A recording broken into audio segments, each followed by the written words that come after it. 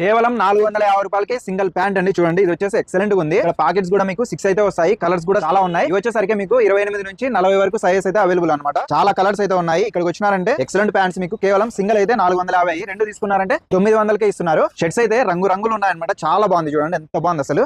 Premium ఇవి వచ్చేసరికి మీకు 1000కి 3 అనమాట.